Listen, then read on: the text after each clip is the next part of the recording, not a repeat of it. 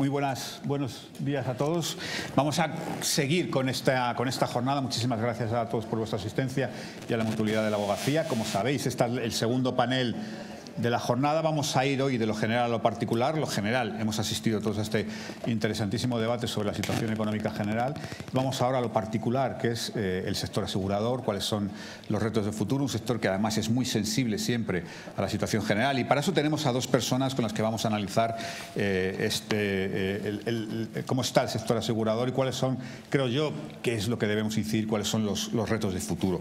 La primera persona a la que va a tomar la palabra en primera es Marieta del Rivero. Marieta del Rivero, socia de Selinger y Conde, con foco en las prácticas de transformación digital, movilidad, tecnología y cliente.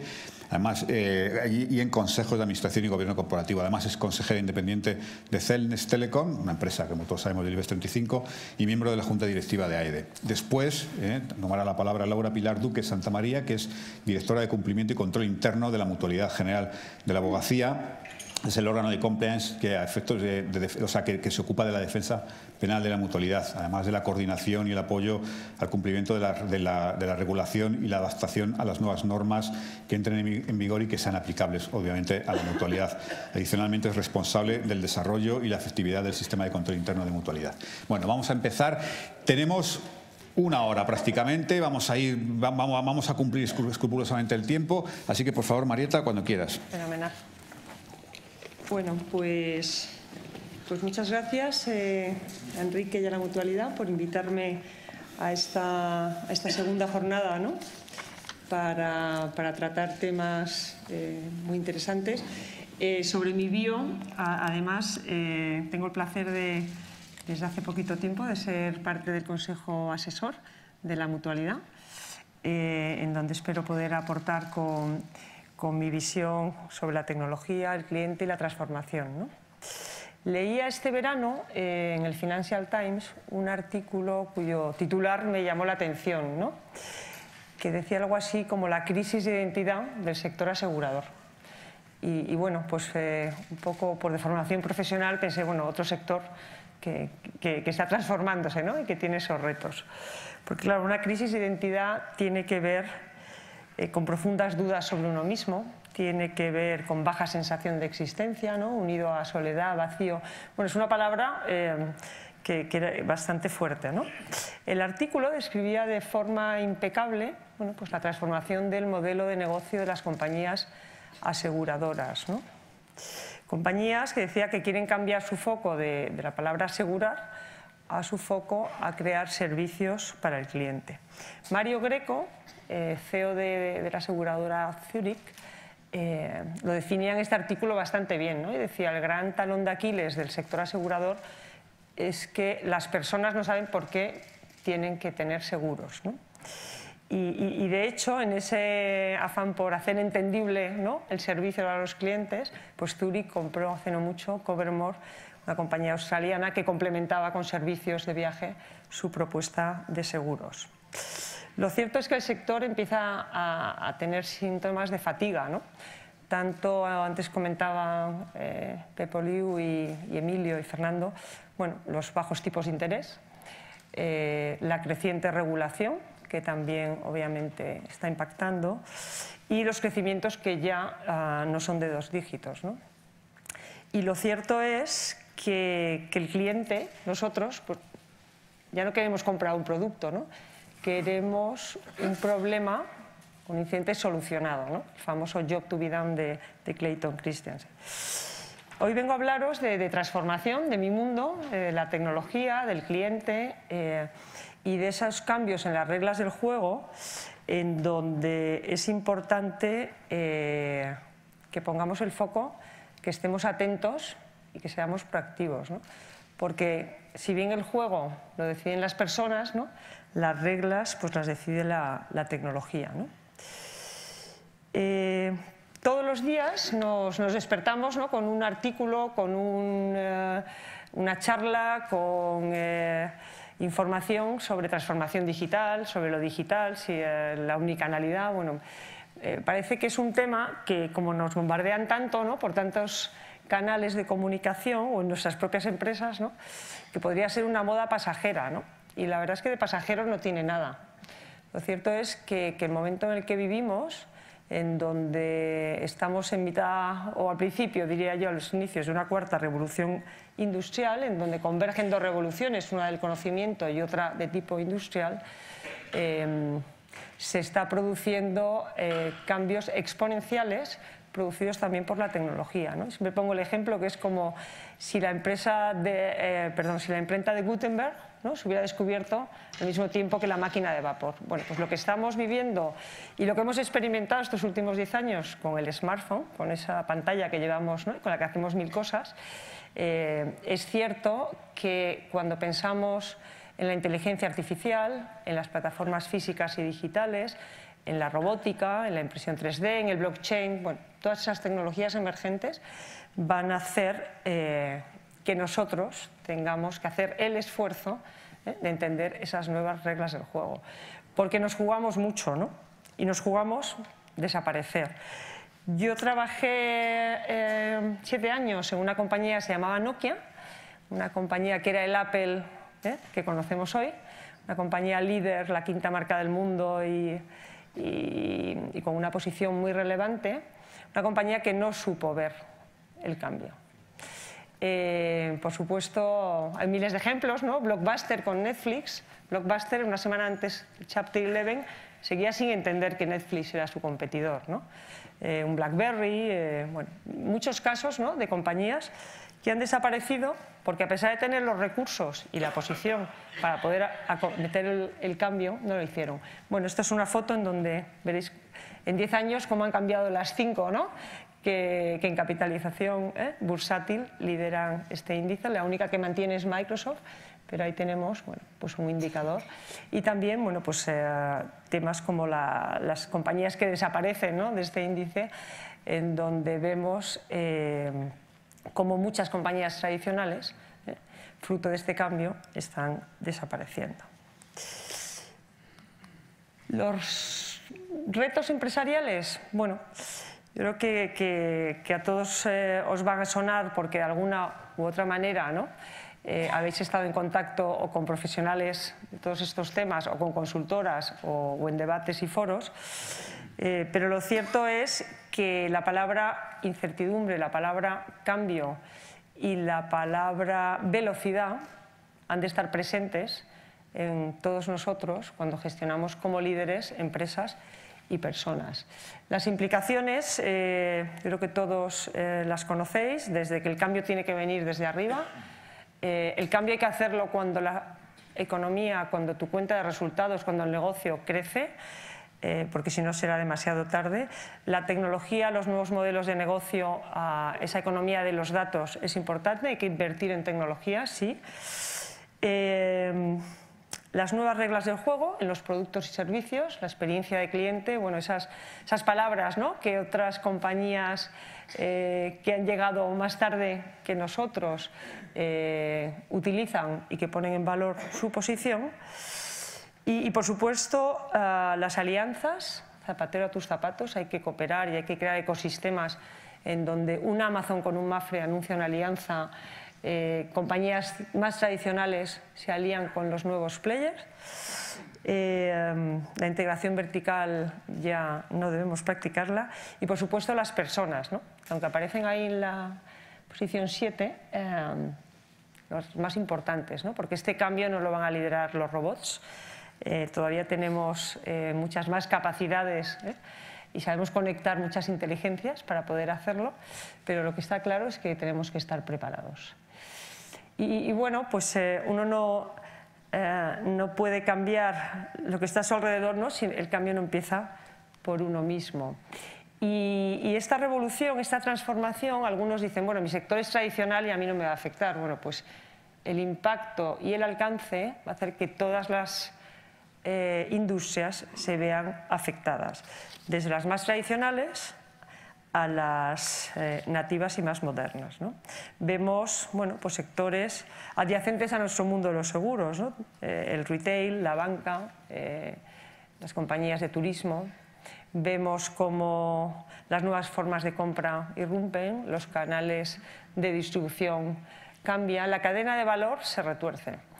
y en todos los sectores vamos a tener que acometer este cambio.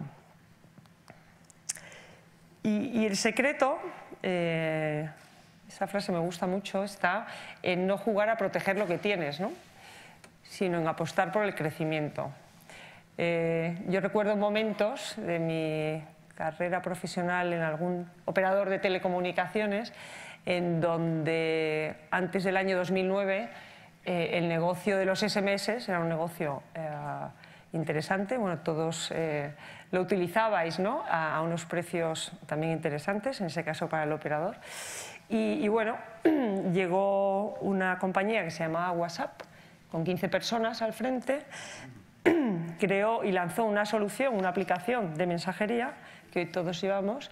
España es el país con mayor adopción, hablando de Europa, de WhatsApp, porque en el año 2009, cuando entró un nuevo competidor a un negocio llamado mensajería, los operadores telco, en general, no lo vieron como una amenaza. De hecho, no querían tocar esa cuenta de resultados de los SMS porque era una cuenta de resultados importante y relevante. Y en vez de hacer una apuesta por crear un WhatsApp para todos los operadores, que es lo que bueno, yo de alguna manera intenté también impulsar, bueno, nos quedamos parados protegiendo lo que teníamos.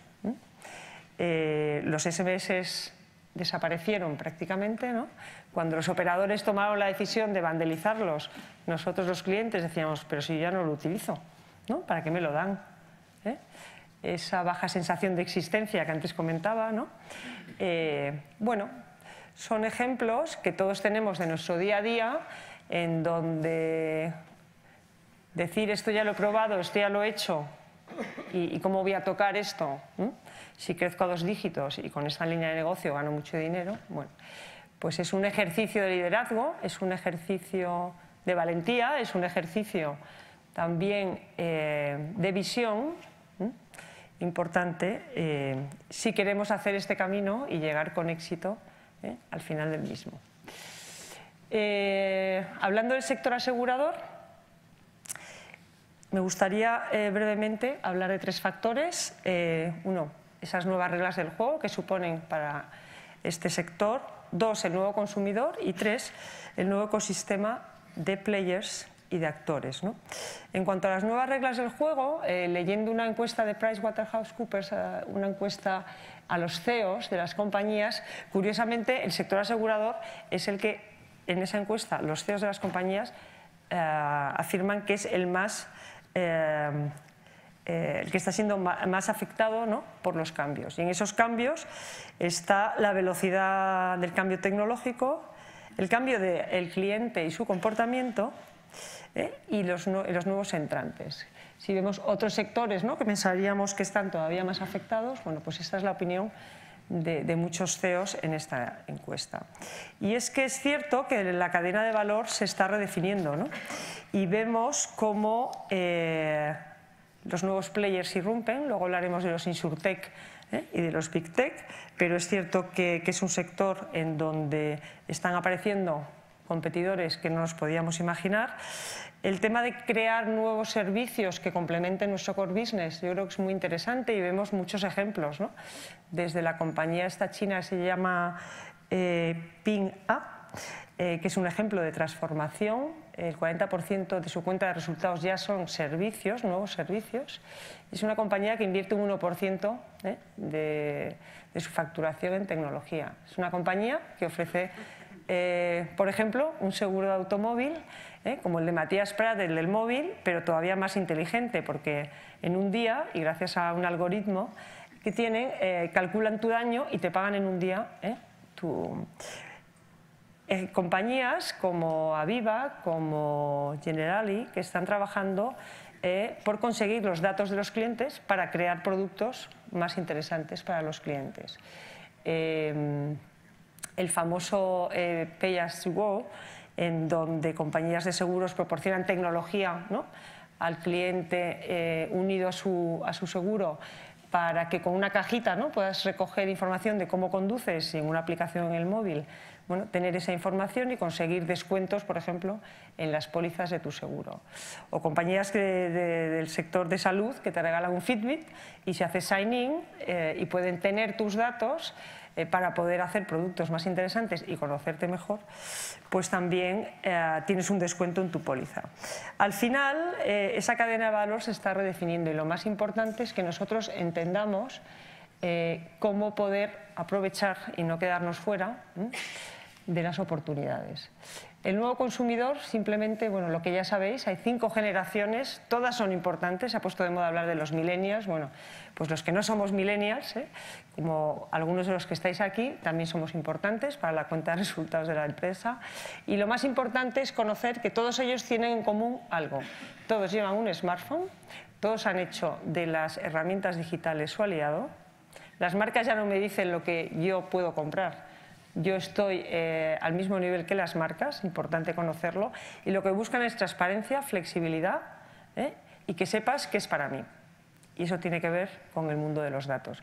Leyendo un estudio de Bain veía que la tasa de churn, la tasa de cambio de una aseguradora a otra provocado por la creación de nuevos servicios es altísima.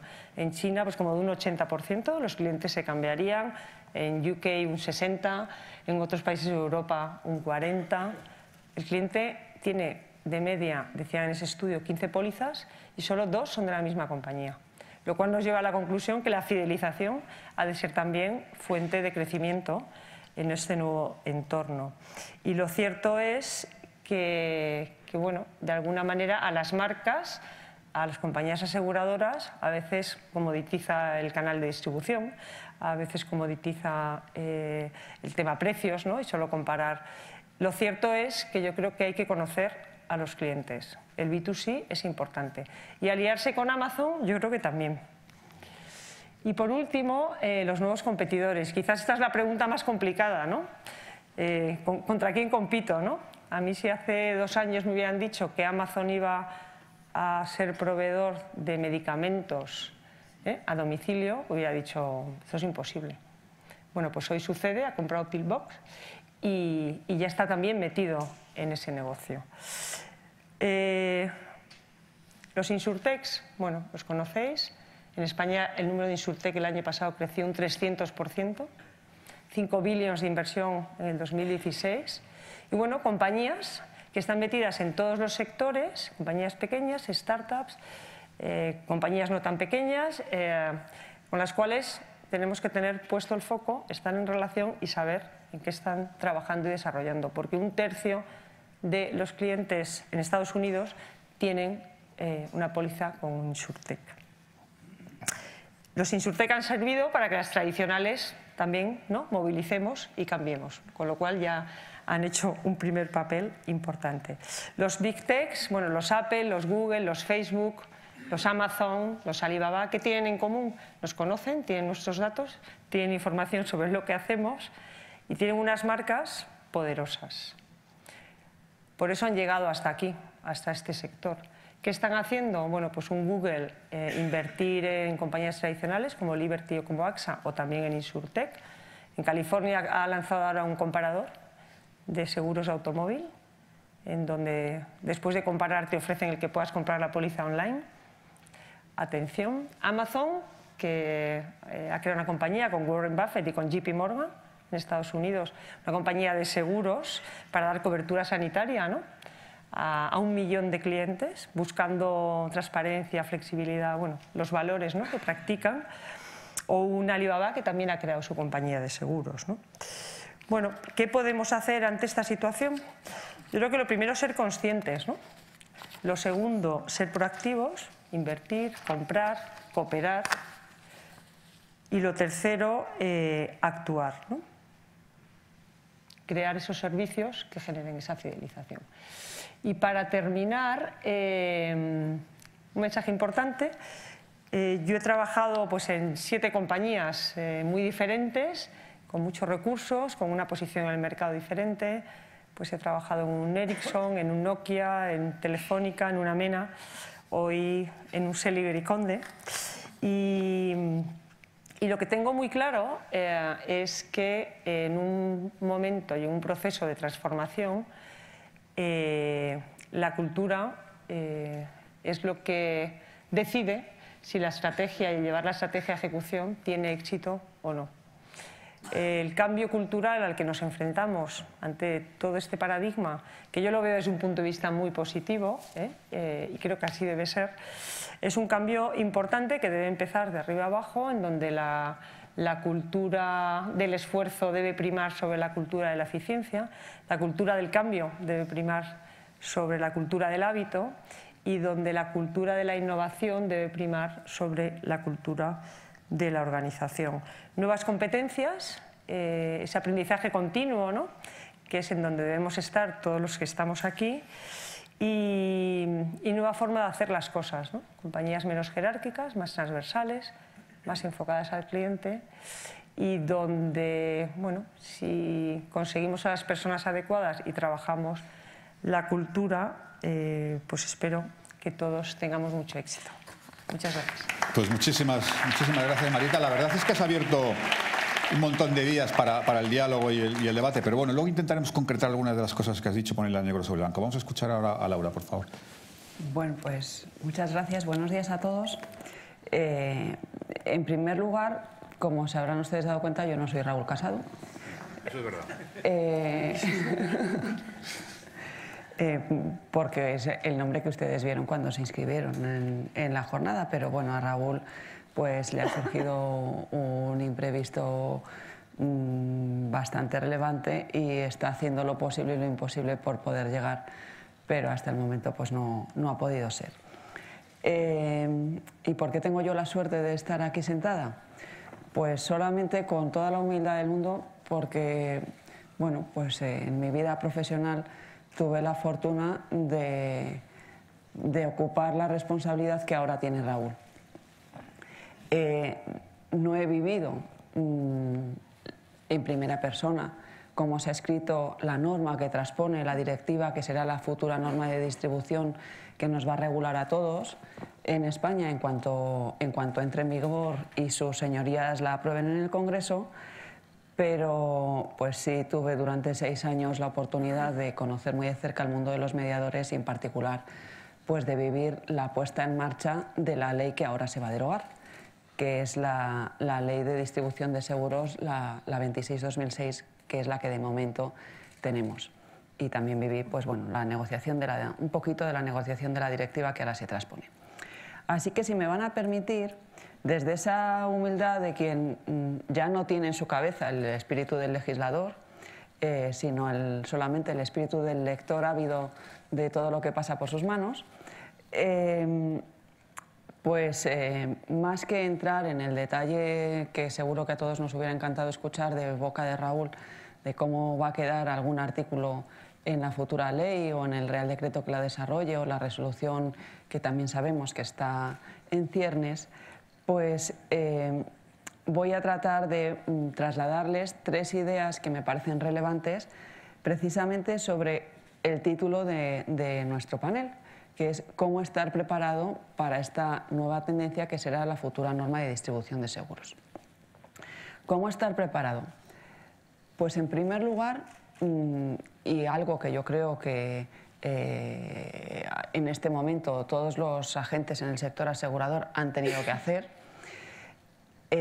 partiendo de un análisis súper detallado, yo diría de taxidermista, de cada uno de los modelos de negocio, de cada uno del suyo, a la luz de la futura norma.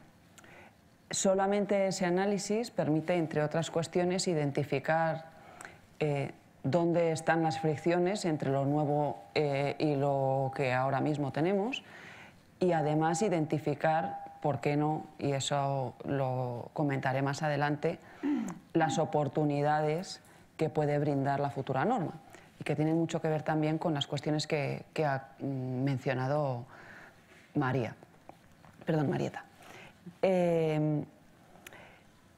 Hay una particularidad en este análisis tan ultra detallado que tenemos que hacer de nuestros modelos de negocio y de cómo vendemos, porque al final nunca se me va de la cabeza cuando hace muchos años el consejero delegado de una compañía de seguros me dijo: sí, sí, Laura, lo que quieras, yo cumpliré la norma, pero no te olvides que esto va de vender seguros. Porque realmente tanto las compañías de seguros como los intermediarios, como incluso todos los que viven alrededor, los profesionales que viven alrededor del sector asegurador, y también los clientes, unos venden y otros compran. Hay que vender seguros, luego hay que ayudar en caso de siniestro, y ahí estarán los peritos, hay que calcular las primas de los seguros, y ahí están los actuarios. Todos los profesionales viven por y para que al final la póliza se venda. Si la póliza al final no se vende, pues aquí nos dedicamos a otra cosa. Como muy bien estaba comentando antes Marieta, cuando decía que hay que buscar las nuevas maneras de llegar al consumidor que está cambiando. Y una de las peculiaridades que tiene esta norma respecto de la anterior es precisamente que esta norma aplicará también a las compañías de seguros, cosa que la anterior no hacía, que aplicaba solamente a los mediadores, a los que tradicionalmente llamaban agentes, corredores, operadores de bancaseguros. Y eso pues también nos traslada, y ahora hablo en primera persona como mutualidad de la abogacía, pues también una responsabilidad de analítica y de preparación también muy importante para las entidades aseguradoras, que a veces venden sin otro canal de distribución más allá de sí mismas, porque venden directamente, y otras veces venden gracias a la colaboración con distintos tipos de intermediarios. Y por eso, en ese análisis hay que tener en cuenta el impacto en todos los canales que utilizamos y en todos los... Y aquí me van a permitir utilizar la terminología que usa la Dirección General de Seguros. Cuando la Dirección General de Seguros habla de canales, se refiere a estos mediadores de los que hablaba antes, los agentes, los corredores, los operadores de bancaseguros o las compañías cuando venden ellas directamente. Y luego habla de los medios de comunicarse con el cliente. Y aquí es donde entra todo el maravilloso mundo de la innovación. Porque sí, me puedo comunicar presencialmente, como ya se hacía en el siglo XVIII y hacía el Lloyds en el siglo XVIII cuando vendía pólizas para los barcos, pero es que también ahora tenemos muchas otras maneras de comunicarnos con el cliente. Y resulta que la norma establece obligaciones, sea como fuere que nos comuniquemos con el cliente, ya sea de forma personal o ya sea a distancia, ya sea con un teléfono o con un chatbot que parece un teléfono con una persona, pero resulta que no es una persona, que es una máquina. Y ya sea a través de la pantalla de un ordenador por internet, que parecía que era lo que de alguna manera podía contemplar la regulación de una forma más explícita, o ya puede ser en cualquiera de las pantallas que vivimos, de las que vivimos rodeados en el reloj, o en el móvil, o en la tablet, o donde fuere. Y en esto yo creo que, como la realidad siempre va mucho más deprisa que la regulación, hay un esfuerzo conjunto, tanto de la industria como del supervisor en su momento para dar criterio. Porque en este momento, por ejemplo, pues tenemos criterio en la norma sobre qué hacer, es decir, mejor dicho, sobre qué información dar a los clientes y cómo comportarnos, pero no tenemos criterio sobre cómo aplicarlo cuando eso, en vez de hacerlo un ser humano, pues lo hace inteligencia artificial, por ejemplo. Y esto pues es algo en lo que vivimos haciendo. Me recuerda un poco también a la conversación de antes del café, de los últimos 15 minutos, de qué pasará o qué hubiera pasado si las cosas hubieran sido de otra manera y cómo me hubiera inventado si el impacto de Cataluña hubiera sido uno u otro. Pues yo sé lo que hay ahora, pero no me puedo lucubrar lo que no sé que haya sucedido todavía. En ese análisis, el análisis yo creo que debe considerar no solamente la distribución que a día de hoy hacemos, sino qué papel juega y qué papel queremos que jueguen cada uno de esos canales o cada una de las formas que tenemos de comunicarnos con los clientes. Y esto no solo las compañías, también los mediadores de seguros se hacen estas mismas reflexiones. Y también por mencionar algo, pero os sucede en todos los casos, pues tenemos ejemplos de corredurías en Internet, tenemos ejemplos de comparadores en Internet, tenemos ejemplos de modelos de negocio que tienen versión online y offline, modelos combinados, nuevas formas de distribución, porque unidas a los nuevos productos que satisfacen esas nuevas necesidades, lógicamente van acompañadas de nuevas maneras de vender. Y a esas nuevas maneras de vender, porque no nos hubiéramos imaginado hace unos cuantos años que las tiendas de línea blanca son un punto relevante de venta para algunas compañías de seguros, pero lo son. O las tiendas de electrónica, de dispositivos electrónicos, ya sea de televisiones fantásticas o de ordenadores o de cualquier tipo de dispositivo. Son puntos de venta relevantes para determinadas compañías de seguros que comercializan pues productos que cubren esos dispositivos. Y lo son, a día de hoy lo son. Pero claro, el día de mañana, pues si resulta que yo ese dispositivo ya no me lo compro entrando por la puerta en una tienda, sino que me lo compro entrando en el portal de algún sitio, pues evidentemente en ese portal pues es muy probable que me encuentre también que me ofrecen un seguro, igual que me lo están ofreciendo cuando entro en una tienda física y hay una persona muy amable que me lo cuenta. Adicionalmente, hay otra cuestión que merece reflexión y que es trascendente y con impacto estratégico, que es la relación entre lo que la norma llama los fabricantes y los distribuidores, los que inventan los productos de seguros y los cubren, y los que participan en la cadena de valor vendiéndolos o comercializándolos. En primer lugar, porque hay una norma que, como saben ustedes, una partecita de la futura norma que se dedica precisamente a eso, a la gobernanza de los productos a lo largo de toda esa cadena. Y impone determinadas obligaciones para unos y para otros. Y hay algunas que en la norma pues están un poquito grises. Y es extraordinariamente relevante definir quién hace qué y hasta dónde cada uno hace lo que le toca. Y les pongo un ejemplo que me van a entender enseguida, por concretar en algo y no hablar de una generalidad.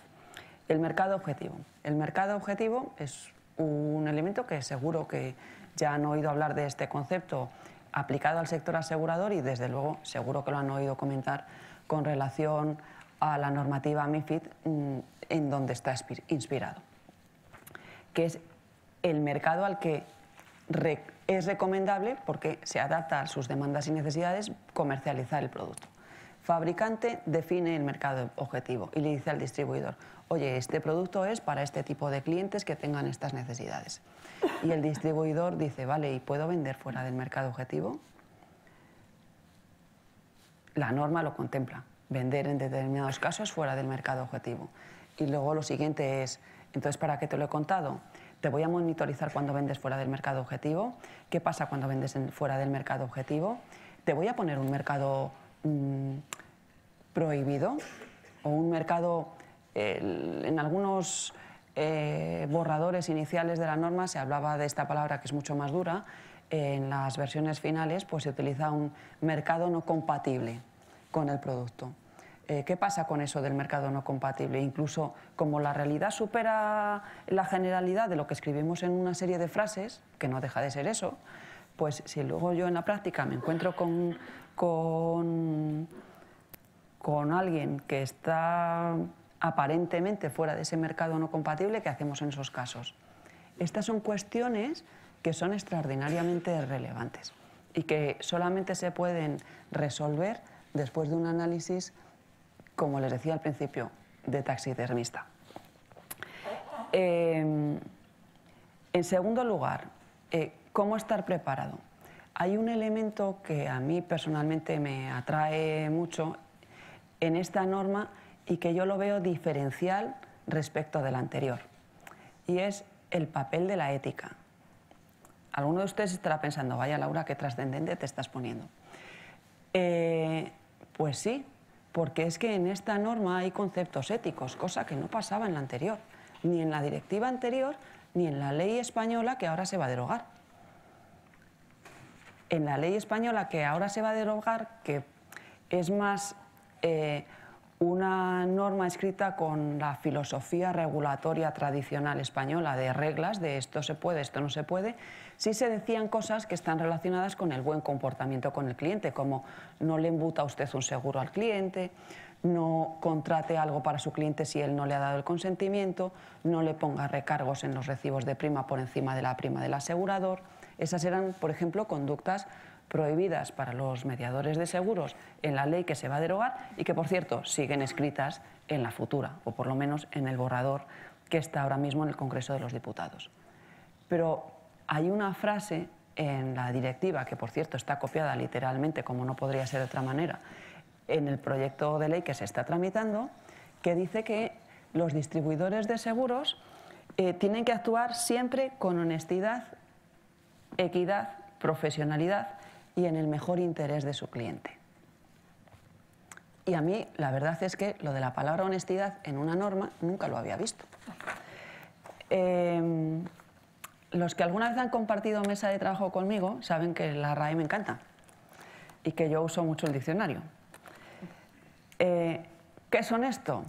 Pues honesto es razonable y justo, dice su acepción tercera, y la cuarta dice que es probo, recto y honrado. Y eso va mucho más allá de la serie de prohibiciones que teníamos en la norma anterior. ¿Por qué? Porque en ese análisis del que hablaba antes nos traslada una responsabilidad de reflexión sobre si todo lo que hacemos es honesto con nuestros clientes y si todo lo que hacemos es justo y es en el mejor interés de nuestros clientes. ¿Con qué tiene que ver esto? Pues esto tiene que ver con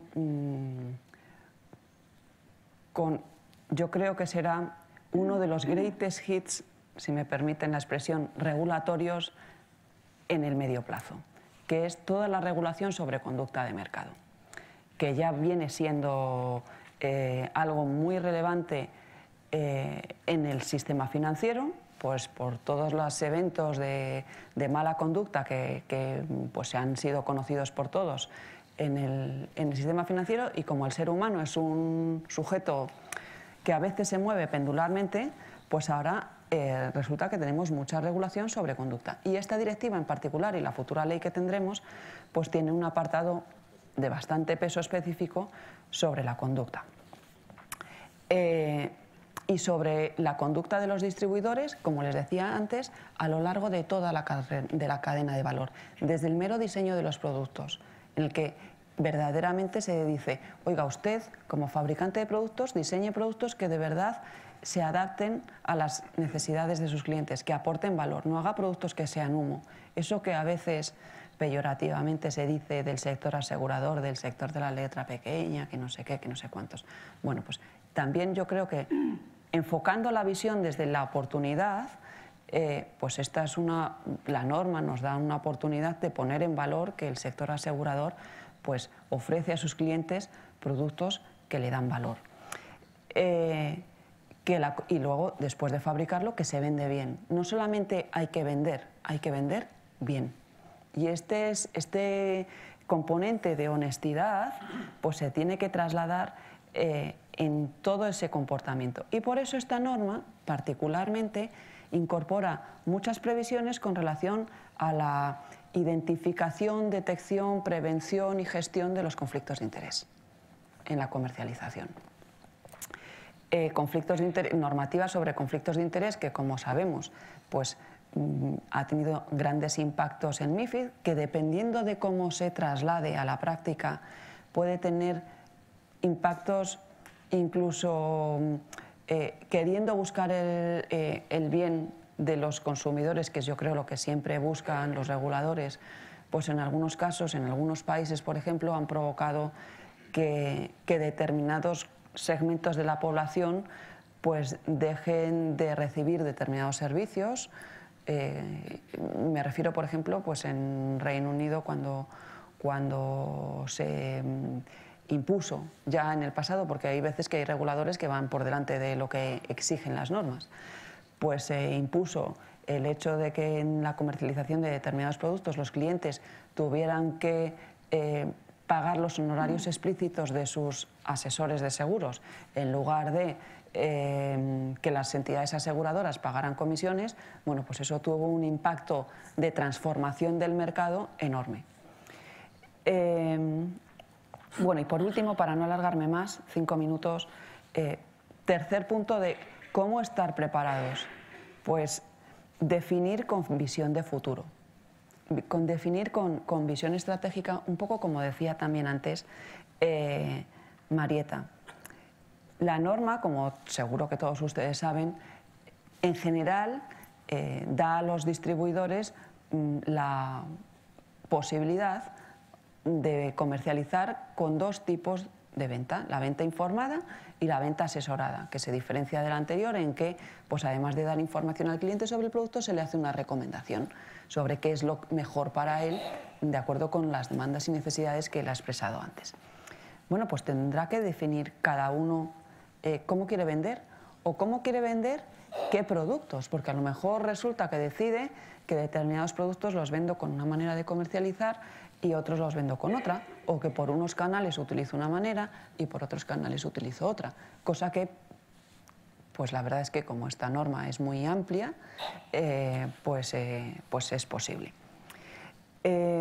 Otra cuestión donde se cargan muchísimo las tintas en esta norma y que realmente uno podría decir que es un coste, a mí me gusta más pensar que es una manera de estar cerca de los clientes y demostrarles que de verdad son lo que importan, que es que hay un montón de obligaciones de información precontractual y claro, hay que cumplirlas todas ellas.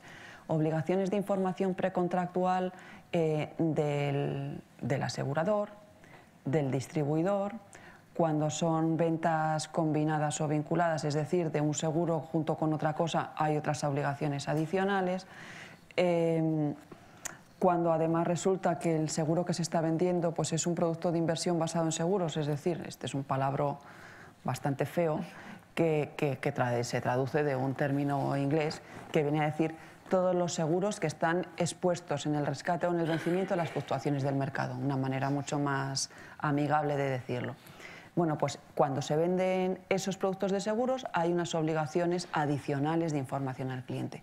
Es decir, hay tantas obligaciones de información al cliente que uno lo puede interpretar como vaya castaña que me ha caído, un coste adicional, o voy a intentar que esta información que le doy al cliente pues sea comprensible, que la redacte de la mejor manera posible, que mi cadena de distribución sea capaz de explicarla fenomenal para que mis clientes de verdad entiendan lo que han comprado y de verdad el consentimiento de la compra sea un consentimiento convencido de que eso que están comprando les aporta valor. Y en eso, y por último, quería hacer hincapié en una última idea, que es la formación como estrategia. ¿Cómo estar preparado? Pues es que hay que formarse, pero formarse bastante. Formarse bastante. La futura norma también irá acompañada, cuando al principio les hablaba de la ley que está en el Congreso y de un Real Decreto y una resolución que están también en ciernes, pues precisamente ese Real Decreto y esa resolución establecerán criterios sobre cómo será la obligación de formación de los futuros distribuidores. Es una cuestión que está bien que lo diga la norma, pero va tan de suyo, cuando pensamos con la cabeza, va tan de suyo que evidentemente los que tienen que contar todo esto tienen que sabérselo fenomenal, porque si no, no lo van a poder hacer bien. Y realmente son los distribuidores, son la cara y los ojos de las compañías de seguros frente a esos clientes que quieren comunicarse con nosotros de una manera distinta, que quieren una interlocución distinta con las entidades aseguradoras y por tanto también es importante la formación en eso. Y por último, Todo este conjunto lo que hace es plantearnos, a mí yo que trato de ser siempre bastante positiva, pues plantearnos un mundo de oportunidades que cada uno pues en su modelo de negocio pues tendrá que descubrir. Pero por último les quería comentar simplemente una cuestión, y aquí simplemente voy a hacer voz de lo que escucho, porque creo que también, además de que esta norma es el cómo estar preparado, pues tiene un impacto enorme en todo el sector asegurador, también tiene un impacto muy grande en el supervisor. Y aquí simplemente voy a ser súper breve, pero voy a atreverme a lo mejor adelantarme a las palabras de la clausura, pero no quería dejar pasar la oportunidad de repetir las palabras del director general de seguros. Y lo bueno que sería que la independencia de la Dirección General de Seguros significara pues una mayor facilidad para la dotación de recursos y de opciones para el supervisor. Y esto es todo. Bueno, la verdad es que se abren muchísimas vías de diálogo, no solo relacionadas con el negocio, que es muy interesante, sino también con la estructura del mismo. Y me vais a permitir que empiece por esto, por lo último. Es decir, nos has estado hablando de toda tu intervención, Laura, de esta norma, que es una transposición de una directiva comunitaria, como ya todo lo que la legislación, obviamente, de los países miembros, sobre distribución del sector de seguros. Está ahora mismo en trámite parlamentario. Nos has contado algunas cosas. Yo me tenéis que entender, yo no soy un experto en esto, obviamente, los que estáis aquí sí, yo no. Pero por intentar ponerlo negro sobre blanco, ¿qué le falta o qué le faltaría, según tú, a esta ley que se está tramitando ahora mismo en el Congreso? Pues para ser súper prácticos, lo que le falta es que se den prisa a sus señorías y que entre en vigor pronto, entre otras cosas por el bien de España, porque ya va tarde la transposición. Y además, pues yo creo que por fortuna, pues en el Congreso no ha habido un número de enmiendas extraordinariamente alto, y eso pues permite que sin que yo conozca cómo va la tramitación parlamentaria, los entresijos por dentro, pues que pueda ser esperable que no le falte demasiado tiempo. Entonces yo creo que luego realmente todas las normas, dependiendo del gusto del consumidor, y ahora sí que una norma que va a la distribución, o sea que lo que regula es la distribución, la norma que regula la solvencia, pues bueno, pues el interés puede estar solamente en las compañías de seguros, pero una norma que regula la distribución tiene intereses creados de todos los que participan en este mercado. Y por tanto, pues si yo dijera que le falta no sé qué, habría otro de otro subsector que levantaría la mano y le diría y un jamón. Lo que le falta es no sé cuántos. Yo creo que pues es la que el regulador ha querido para España. Como nunca llueve a gusto de todos, y eso lo sé porque también lo he vivido en carne propia, pues es con la que yo creo que más vale mirar hacia adelante, y es con la que te vamos a tener que vender y tratar de extraer, ya que está como está, pues de tratar de extraer todas las posibilidades que permite. En mi opinión, una de las bondades que puede tener, o de las máximas bondades que puede tener una norma, y creo que esta lo consigue, es que evite el arbitraje y que evite el arbitraje entre sectores. Y esta yo creo que lo consigue, o por lo menos lo consigue bastante. Y eso es muy bueno, porque así los agentes económicos nos dedicamos a hacer muy bien lo que sabemos hacer, y luego los consumidores pues eligen lo que les parece sin más influencia que la del mero producto que quieren, no la del cómo se venda una cosa u otra en beneficio de unos modelos u otros, cuando la sustancia que está detrás es siempre la misma. Sin embargo, por lo que nos estás contando, es una ley que va a tocar toda la cadena de valor del seguro entero, incluso metiéndose en conceptos, casi conceptos morales. Has hablado de honestidad, equidad y profesionalidad, ¿no? Es verdad que son conceptos que deberían regular la actividad humana, aunque es evidente que no lo hacen. Pero quería ir, porque sin embargo Marieta en su intervención ha dicho que uno de los problemas del sector es el exceso de regulación. ¿Hay un exceso de regulación? ¿Es un sector hiperregulado que se convierte en una especie de camisa de fuerza que le impide ser más flexible en el negocio? Bueno, yo que vengo de un sector también regulado, como las telco, ¿no? Donde al lanzar un producto había que mandar 1000 papeles para justificar, pues creo que el sector seguros me ha sorprendido porque creo que está todavía más regulado que las telco. Y aquí mi visión, ¿no? Y hablaba de players, hablaba de que los clientes lo que quieren es un problema solucionado, hablaba de poder obtener de los clientes conocimiento para poder diseñar soluciones que realmente importan, esa economía de los datos. Entonces, claro, cuando daba mi charla y luego escuchándote hablando de una norma, ¿no? Como el MiFID en la banca, lo aplicaba, pues la verdad es que son dos mundos tan lejanos en donde vemos cómo la regulación, por un lado, y ocurre también en telco y en banca, es asimétrica, es decir, unos están regulados y otros no están regulados, lo cual yo creo que produce una desventaja, ¿no?, competitiva a la hora de pensar en el negocio, desde el punto de vista del cliente, desde el punto de vista de esa flexibilidad, desde el punto de vista de poder responder, ¿no?, lanzando nuevos servicios sin tener que hacer 20... sin tener que, claro, escuchaba cuando leías la norma, sin tener que hablar con todas las personas, el canal de distribución, ¿no?, los agentes, de unos temas que no son el cliente, que no es la propuesta de valor, que es un mundo que te lleva, ¿no?, a una serie de normas que lo hacen, entre comillas, inentendible, ¿no? Antes decía que el caballo, ¿no?, que el talón de Aquiles es el cliente, no.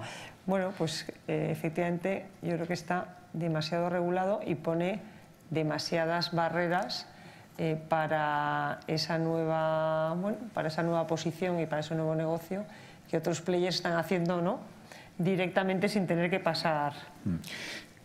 Ahora vamos a ir al negocio, que creo que es lo que más nos interesa, pero por terminar con esta parte regulatoria que es muy relevante.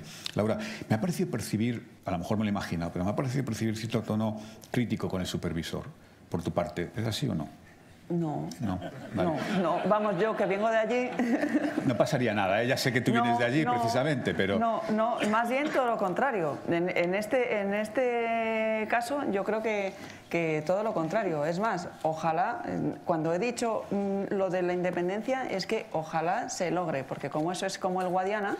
Pero eso sería cambiar la estructura, es decir, que no se ocupara la Dirección General de Seguros... Creo que sería bueno para el mercado, para los clientes y para el propio supervisor. Vale, crear una Comisión Nacional del Seguro. Se llame Comisión Nacional de la Supervisión de Seguros o se llame como se quiera llamar, o la agencia no sé cuántos o tal. Sí. Yo creo que sería bueno precisamente porque fundamentalmente el hecho de la posibilidad de la autonomía presupuestaria y la autonomía de medios redundaría en que la función de servicio público fuera mejor. Visto. Sin que sea mala la actual. Vale, vamos al negocio. Marieta, en tu intervención me ha sorprendido una frase muy categórica que has dicho y que he tomado literal. Has dicho, nos jugamos desaparecer, has dicho literalmente. Vamos a ver qué hacer para no desaparecer. A todos nos fascinan las nuevas tecnologías, estamos todos en una especie de burbuja. Vamos a referirnos a las famosas FANGs, las Facebook, Apple, Amazon, Netflix y Google. ¿Cómo puede el sector colaborar con estas empresas que son, que básicamente lo que tienen son datos? ¿Qué se puede hacer? ¿Cómo se puede establecer esa colaboración? Bueno, yo creo que tenemos muchos ejemplos, ¿no? El último, ¿no?, que antes comentábamos, el de Mapfre España, ¿no?, con Amazon. Yo creo que se puede colaborar desde el momento en que esas compañías no tienen ni el acceso al mercado hoy por hoy, ni el conocimiento de muchos años de profesionales que trabajan en este sector, y creo que para ellos, obviamente, esa es una parte interesante para poder compartir ese conocimiento y poder crear productos comunes. Para las compañías aseguradoras, yo creo que también sería una forma, ¿no?, de aprender de cómo ellos trabajan desde el punto de vista de la tecnología, desde el punto de vista de la cultura, desde el punto de vista de la propuesta de valor. Y al final yo creo que ellos buscan cómo llegar al mercado.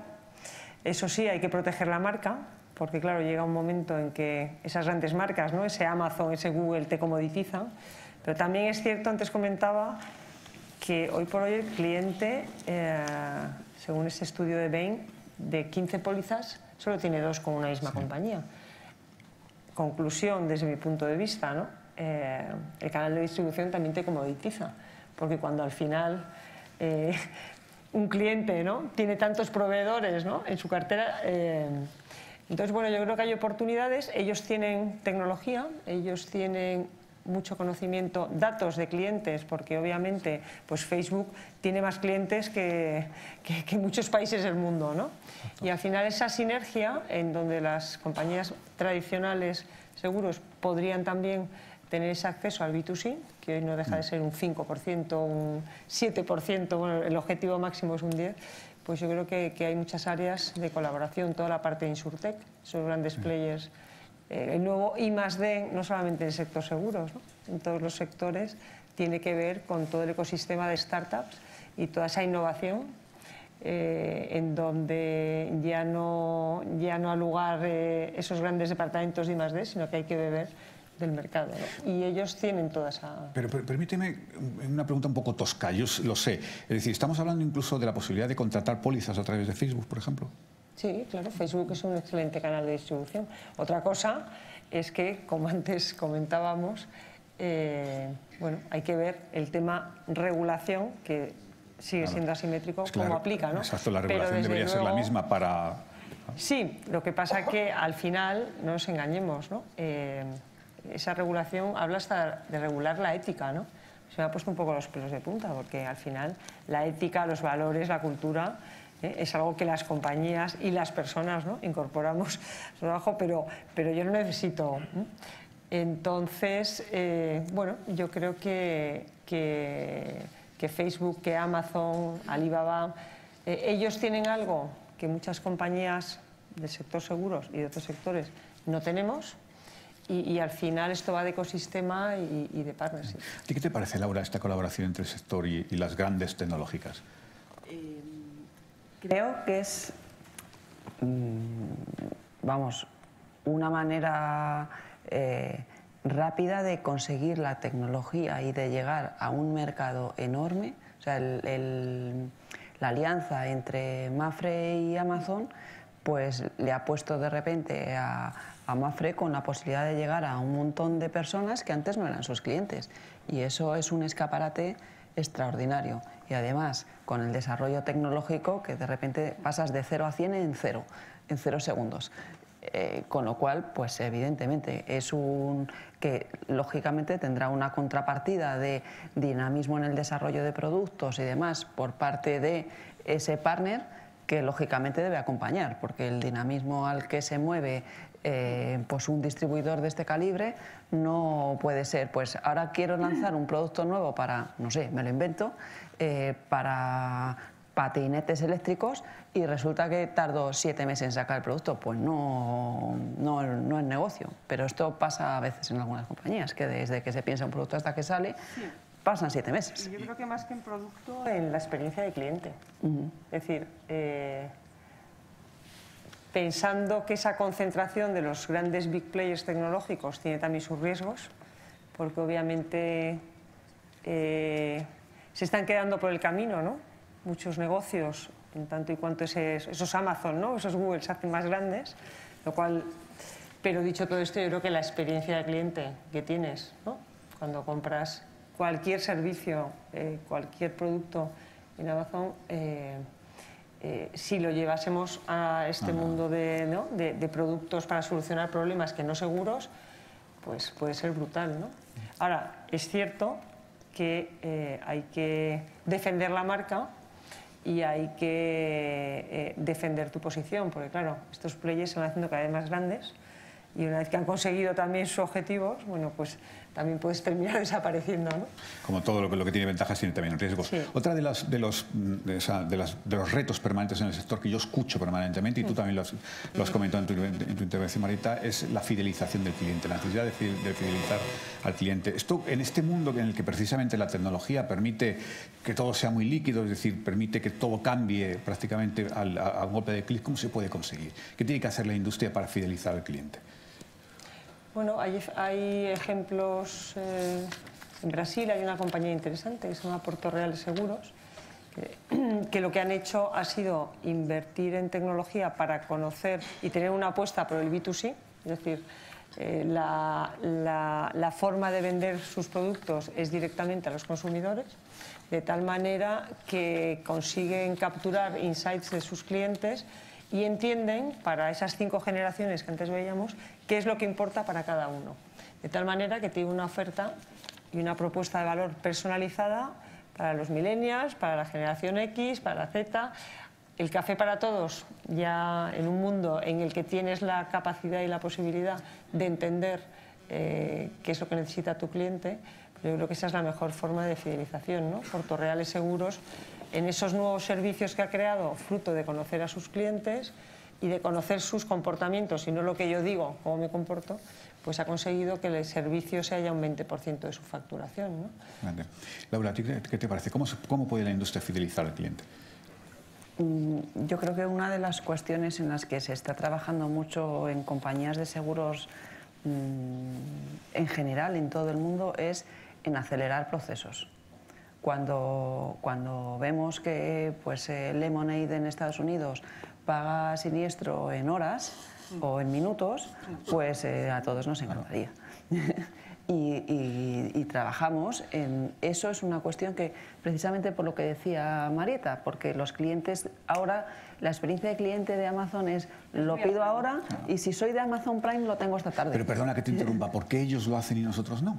¿No son más listos que nosotros? Tienen tecnología, bueno, tienen una de tecnología clientes, que ¿no? Nosotros, pues también el hecho de tener menos historia, no arrastras las rémoras del pasado, y eso significa pues que como has empezado a construir hace nada, pues lo has hecho de una manera que es mucho más eficiente a lo mejor. Pero no solamente, o sea, estamos hablando mucho de los nuevos, ¿no? De los Insurtech y los Big Tech. También hay compañías que vienen más del mundo tradicional. AXA, por ejemplo, es una compañía interesante que está invirtiendo tecnología y tiene una apuesta también con personas, ¿no? Con un CIO, con un responsable de Data Science, con gente, ¿no? Que sabe de estos temas.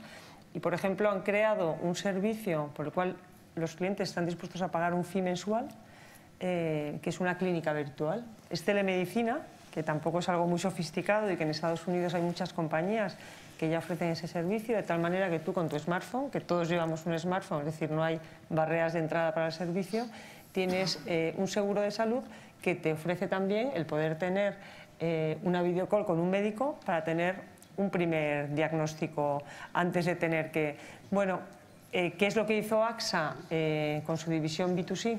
Entender cuáles eran las prioridades y cuáles eran lo que tenía en la agenda, sobre todo generación X, generación Z, y lanzar un servicio fácil de utilizar. La experiencia de cliente es muy importante. Todo el mundo habla del Customer Experience, pues al final se trata de que las cosas sucedan de forma natural, gracias a la tecnología en real time, y sin muchas complicaciones, ¿no? Porque todos tenemos poco tiempo. Este es un ejemplo en donde lo que están haciendo es fidelizar a sus clientes.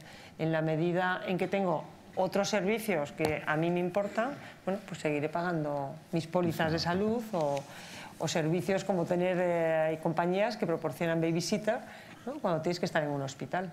Bueno, parecen cosas lógicas, ¿no? Y que todos, ¿no? En algún momento, pues al final esa innovación, la grandeza de este momento es que esa innovación la tenemos disponible en todos esos ecosistemas de startups que están trabajando across todas las industrias, y tenemos la posibilidad, no hay que comprar compañías o no hay que invertir en esas compañías, simplemente conociéndolas y colaborando con ellas, bueno, pues ya puedes también incorporar esa tecnología para entender qué es lo que de verdad le importa al cliente, ¿no? Precisamente vamos con mucho retraso, vamos a terminar, pero sí quería terminar con una última pregunta a las dos. Y tú un poco, Marita, me has dado un poco pie, porque es, claro, en un mundo obsesionado con la innovación, como no puede ser de otra forma, porque la tecnología lo permite y la tecnología todo lo facilita, ¿dónde puede estar la innovación del sector asegurador? Es decir, no lo sé, si los microseguros, no sé si los seguros por uso de determinadas actividades, no sé si nuevos bienes que son asegurables precisamente basados en la tecnología,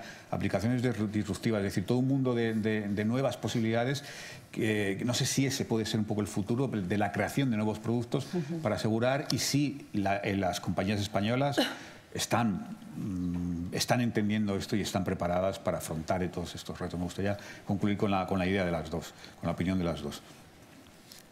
¿Quieres tú primero? Bueno, yo creo que antes lo comentaba, ¿no? El nuevo I+D está en todas esas startups, ¿no? Como decía antes, en España creció el número de Insurtech el año pasado un 300%. Está en cómo esas grandes compañías con esos Insurtech pueden aprender y pueden también incorporar tecnología para poder tener esas plataformas que te permitan conocer, ¿no?, a esos clientes. Y también lo grandioso del momento es que lo que antes suponía barreras de entrada, ¿no?, para compañías entrar en ese tipo de fuentes de investigación y desarrollo, ahora mismo está al alcance de todos, ¿no? Con lo cual no hay excusa, ¿no?, para decir no conozco o no sé las tendencias o no sé cómo hacerlo, ¿no? Creo que lo bueno es que ahora el acceso está a todos esos ecosistemas. Es fácil. Laura, ¿tú cómo lo ves? La innovación yo creo que es una idea que ya no hay entidad aseguradora que no la tenga en la cabeza, ni mediador de seguros que no lo tenga en la cabeza, como una cuestión que está entre las prioridades de su estrategia. Como decía Marieta, y coincido totalmente con ella, se trata de buscar esas nuevas necesidades de los clientes, que muchos de ellos, a mí hay una partecita que no quiero dejar de olvidar, que mi madre tiene 70 años pero usa el WhatsApp más que yo, me tiene frita. Y que pensamos mucho en los jóvenes como esos nuevos digitales y tal, y resulta que no solo son los jóvenes, y que tenemos que ser capaces de buscar esos servicios de valor añadido que para todos los clientes, independientemente de sus edades más o menos jóvenes, que supongan efectivamente esa diferencia que les hace que pues determinado mediador o determinada compañía sea la que mejor les encaja. Efectivamente, Marieta comentaba el tema del babysitter, que a lo mejor pues es más novedoso. Hace unos cuantos años empezó el Manitas en los multirriesgos del hogar, que yo creo que ahora ya lo tienen todas las compañías, y que al principio era un servicio que se usaba muy poco y que ahora tiene pues muchísimo más uso. ¿Por qué? Pues porque lo vamos conociendo, lo vamos usando y vemos que nos aporta valor. Y yo ahora mismo no me compraría un multirriesgo del hogar que no tuviera Manitas. Es más, es que pregunto cuántas horas de Manitas tengo al año para cambiarme de póliza. Y ese tipo de servicios de valor son lo que nos hace también fidelizar a los clientes e innovar en esas cuestiones. Pero tampoco me gustaría que perdamos el foco de la esencia, que olvidemos el ADN de lo que hacemos y que satisface una necesidad que sigue existiendo. O sea, digo, por no olvidar que con la innovación es verdad que le tenemos que dar valor a lo que venimos haciendo para seguir siendo atractivos y complementar, pero... Y ahora permitidme que piense en la mutualidad de la abogacía. Los abogados que confían en la mutualidad de la abogacía para gestionar sus ahorros de jubilación los siguen necesitando el año que viene. Otra cosa es que eso se complemente con una propuesta de valor pues cada día más atractiva, pero el corazón, que es mi ahorro de jubilación, sigue siendo mi ahorro de jubilación y ese corazón sigue siendo el mismo. Tengo que confesaros que yo no sé qué es esto del seguro de manitas, con lo cual a lo mejor la industria se ha olvidado de mí, es decir, que yo también soy público objetivo. Bueno, en manitas le llamamos coloquialmente a el que va a colgarte un cuadro para que tú no te machaques el dedo. Pues eso digo, yo no tengo ni idea si tengo el seguro de casa esto de las manitas o no manitas. Seguro que a día de hoy lo tienes. Por eso tu fidelización es complicada, ahí hasta voy. que no sepas qué es lo que tienes. Es un ejemplo de que a lo mejor en este caso la industria no lo ha hecho bien. Bueno, de verdad que ha sido un placer escucharos, yo he aprendido mucho, de verdad muchísimas gracias a las dos y muchísimas gracias a todos. Gracias. Muchísimas gracias, Javier. Gracias, de verdad.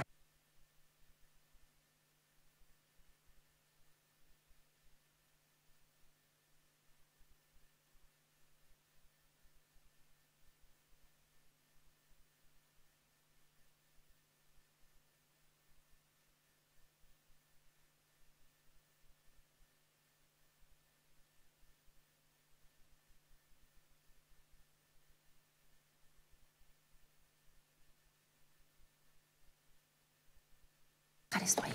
Muy bien.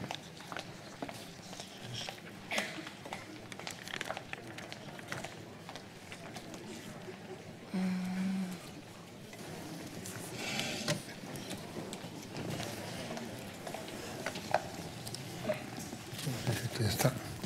Sí. Bueno, pues parece que la jornada llega a su fin. Posiblemente el éxito de este tipo de reuniones esté también en proporcionar el tiempo de duración con las necesidades de agenda, poder conectar el interés por la jornada con la agenda tremenda que solemos tener todos. Yo quiero agradecer a los ponentes de la primera ponencia, se lo dije personalmente cuando se han marchado, no podían quedarse a esta segunda parte de la mañana. Quiero agradecerle a Marieta del Rivero su implicación con la mutualidad, no solo con su participación esta mañana en la jornada, sino también por su incorporación al Consejo Asesor de la Mutualidad.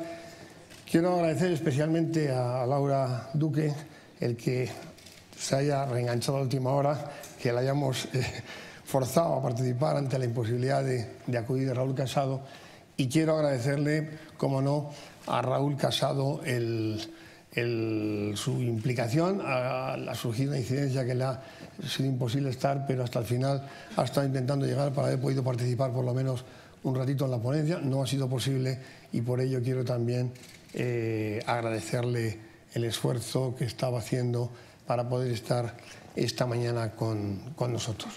Yo creo que y quiero agradecer, como no, a los moderadores, a los dos moderadores, porque yo creo que ha sido una intervención muy activa y desde luego los dos coloquios que ha habido en una y otra ponencia pues han sido muy potentes. Yo creo que en base por la provocación de los dos moderadores para que los ponentes entraran en cuestiones que podían haber quedado apuntadas en la exposición de la ponencia, pero que venía bien al final el sacarle punta al lápiz también.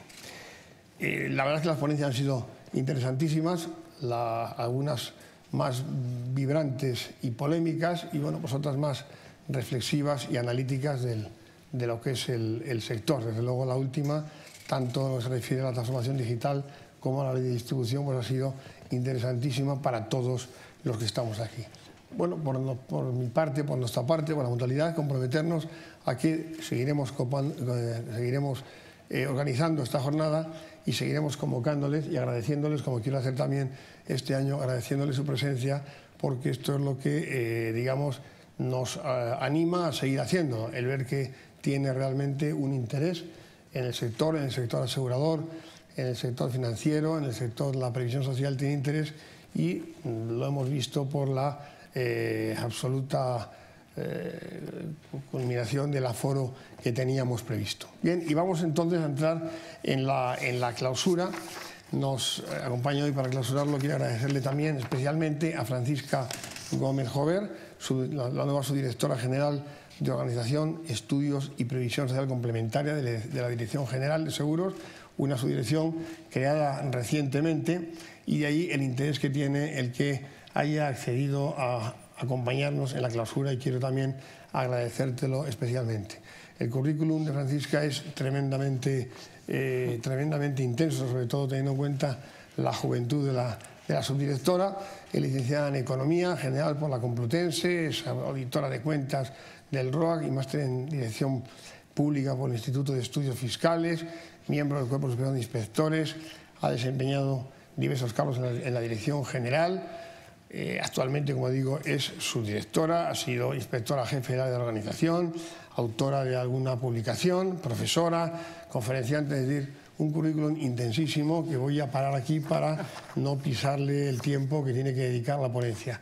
Yo creo que el interés que tiene esto no es una clausura al uso, sino que tiene el interés para todos nosotros, que va a poner el acento de su intervención fundamentalmente en contarnos cuál es el área de competencia de la nueva Subdirección General, que creo que para todos los que aquí estamos pues tiene un especial interés. Así que agradeciéndote tu presencia esta mañana con nosotros, pues tienes la palabra.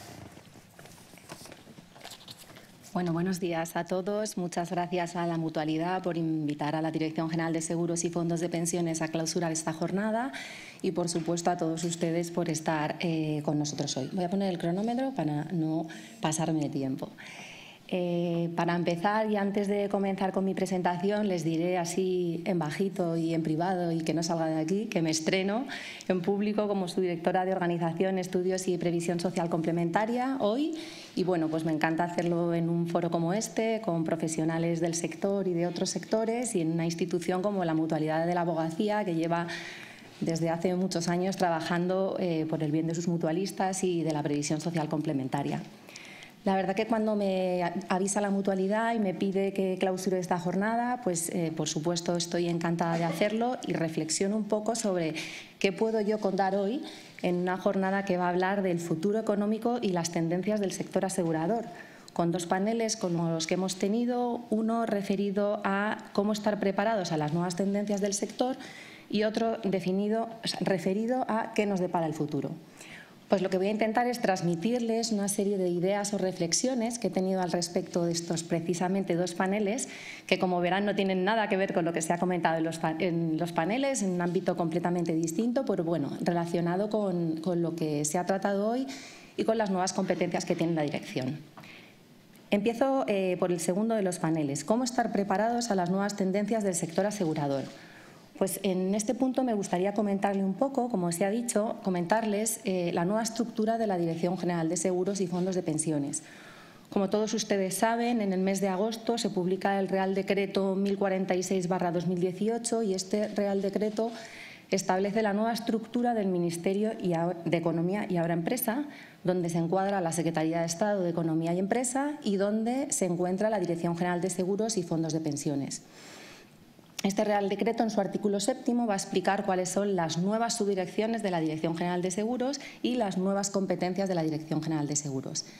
Ya saben todos ustedes también que la Dirección General de Seguros es el organismo supervisor de las entidades aseguradoras, reaseguradoras, las entidades gestoras y de toda la materia relativa a distribución. Pero es verdad, y ese es el tema que se está tratando hoy, que nos enfrentamos a un nuevo futuro, a un nuevo reto y a un nuevo mercado asegurador. Bueno, pues la Dirección General de Seguros y Fondos de Pensiones también está intentando adaptarse a este nuevo mercado y a este nuevo sector, y para eso ha modificado la estructura de subdirecciones que tenía hasta ahora. Nosotros, como les digo, somos supervisores en el ámbito nacional, pero una vez que entra en vigor la normativa europea y el famoso Solvencia II que nos afecta a todos y no nos deja dormir, pues la Dirección General de Seguros tiene un nuevo ámbito de competencias como supervisor no solo nacional, sino en el ámbito europeo, ¿vale? Por otra parte, también somos supervisores de los conglomerados financieros. Todo esto crea una serie de nuevas funciones que le son encomendadas a la Dirección General de Seguros y Fondos de Pensiones que hay que abordar. ¿Cuál es la idea del Real Decreto?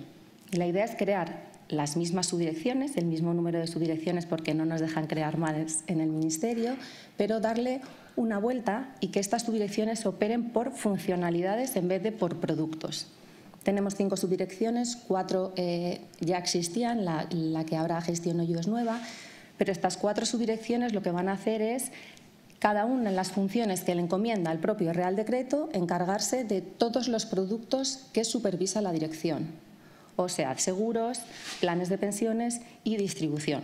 Seguiremos teniendo 4 subdirecciones, una de inspección, una de regulación, otra de autorizaciones y una última de solvencia, pero en este caso lo que se quiere, como les digo, es definir unas subdirecciones por funcionalidades y no por productos.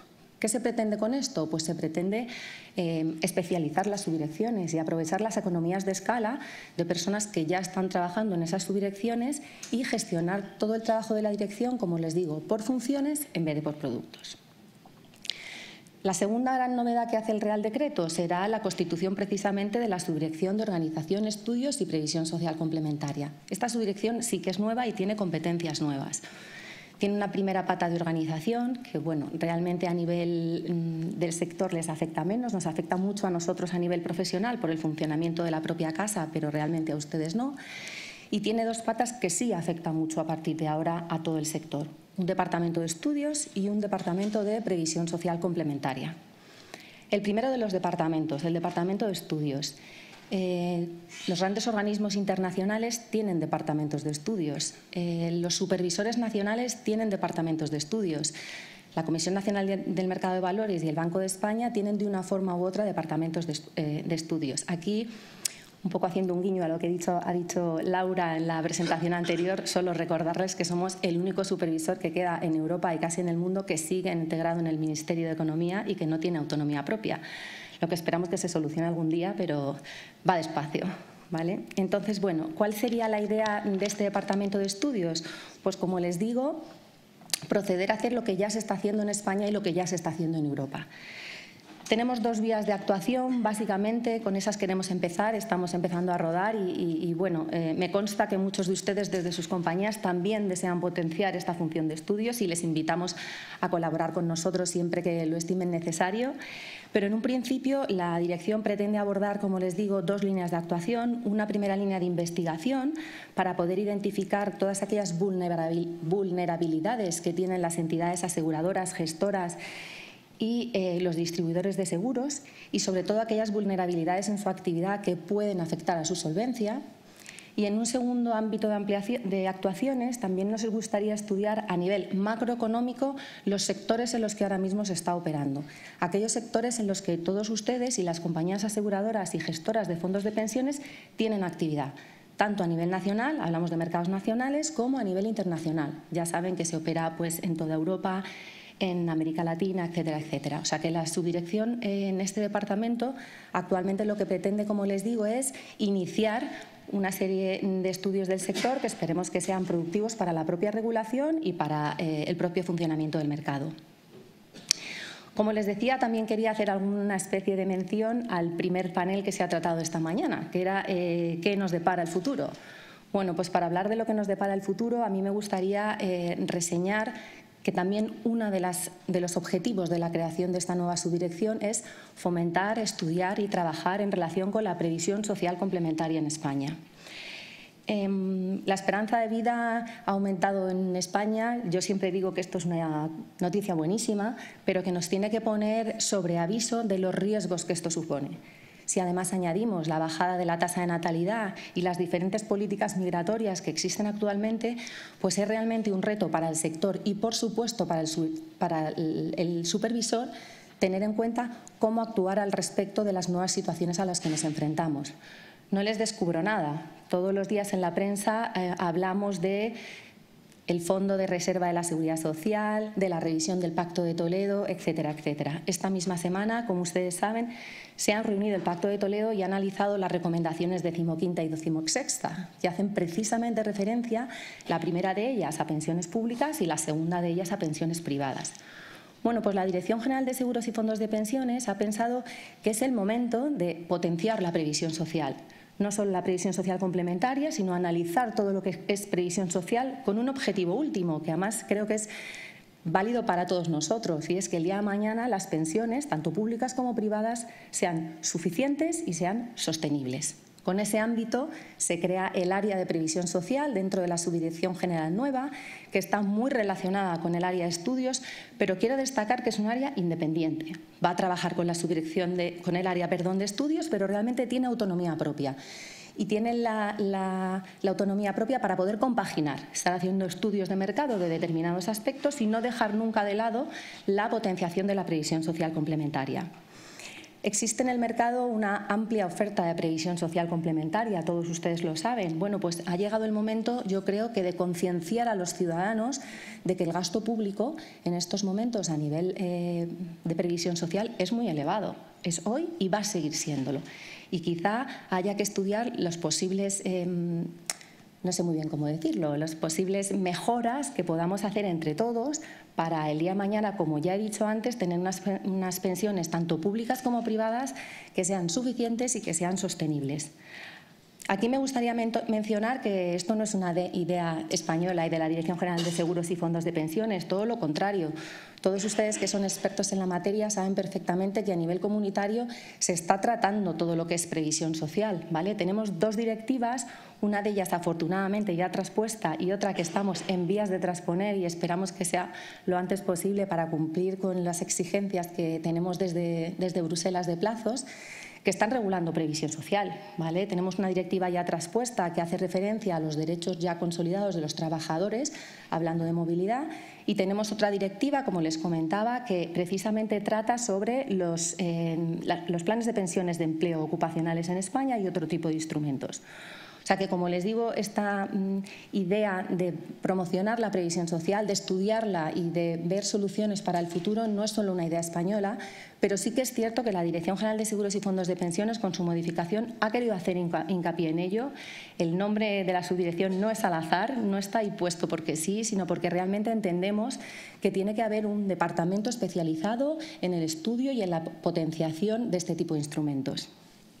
Para terminar, simplemente les quería comentar, y un poco al hilo de este cambio demográfico que se está produciendo, les quería comentar y recordar a todos ustedes, como agentes implicados, como entidades aseguradoras o entidades gestoras de fondos de pensiones que trabajan con aseguramiento, que recuerden la necesidad hoy en día de adaptarse ustedes también a estos cambios demográficos. Las compañías aseguradoras y los planes de pensiones que cubren por sí mismos riesgos están sujetos a una normativa y están sujetos a la aplicación de unas hipótesis demográficas que cumplan con esta normativa.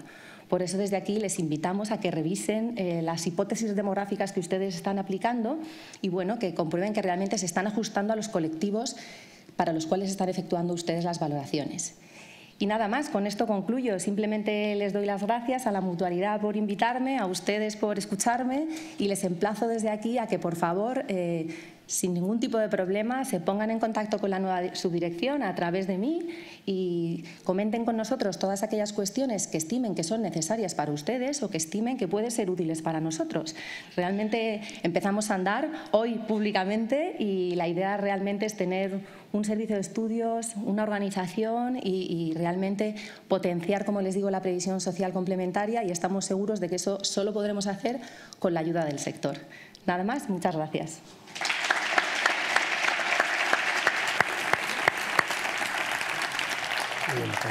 Muy bien, estupendamente. Bueno, damos por clausurada la jornada.